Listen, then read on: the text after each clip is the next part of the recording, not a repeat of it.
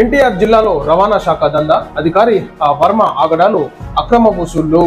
ఎన్టీఆర్ జిల్లా రవాణా శాఖని బహిరంగంగా వేలం వేసిన తమకేమి పట్టని జిల్లా అధికారి.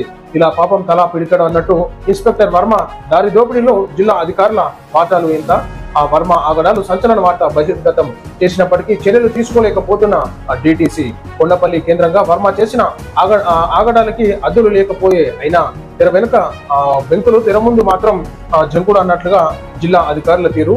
ప్రతి వాహనం దగ్గర వసూలు చేసే వర్మకి కంకర లారీలు, ఇసుక లారీలు మాత్రం మినహాయింపు. అందులో ఆంతర్యం ఏమిటో అంటే ముందుగానే సెటిల్మెంట్ అయిపోతాయి కదా, అవన్నీ నెల మామూలు వస్తుంటే సెటిల్మెంట్లు అయిపోతాయి. అది లోడ్ ఎంత కెపాసిటీ ఉంది, దాని ఎన్ని టన్స్ కెపాసిటీ ఉంది, ఎంత హైట్ కి తీసుకుపోతున్నా సంబంధం ఉండదు. వాస్తవానికి ప్రతి వెహికల్స్ ఏదైతే దానికి వెహికల్ ని బట్టి ఈనాడు హైట్ కానీ వెయిట్ కానీ ఎన్ని టన్స్ కెపాసిటీ ఉంటుంది. కానీ ఈనాడు ఇష్టానుసారంగా కంకర అయితేనేమి, ఇసుక అయితేనేమి, లోడ్ హెవీ లోడ్ వెహికల్స్ కి అనుగుణంగా దానికి వెయిట్ కెపాసిటీ నియమించడం జరుగుతుంది. కానీ ఈనాడు ఏది ఉండదు, కొటేషన్ ముందుగానే సెటిల్మెంట్లు అయితే అనమాట క్రషర్ కంపెనీలు ఇవన్నిటితో.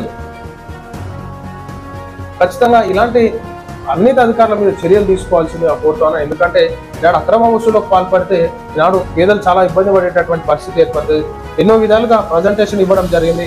సో ప్రజలకి ఈ ఏదైతే అవినీతి అధికారులు ఉంటే వారితోని ఈనాడు చర్యలు వదిలించుకోవాలంటే వారిపైన చర్యలు తీసుకోవాల్సిందిగా మేము కోరుతాము.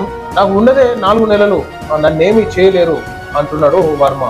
లంచ్ అవతారానికి చెక్ పడేనా అంటే 4 నెలలే ఉంది కదా, 4 నెలలో దోసుకుని అన్నట్టు ఉందన్నమాట అధికారుల పనితీరు.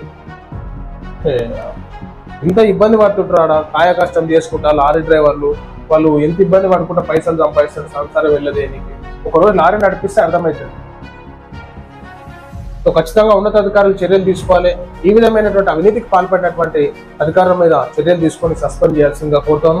అదేవిధంగా అధికారికంగా యాక్షన్ తీసుకోవాల్సిందిగా కోరుతాను.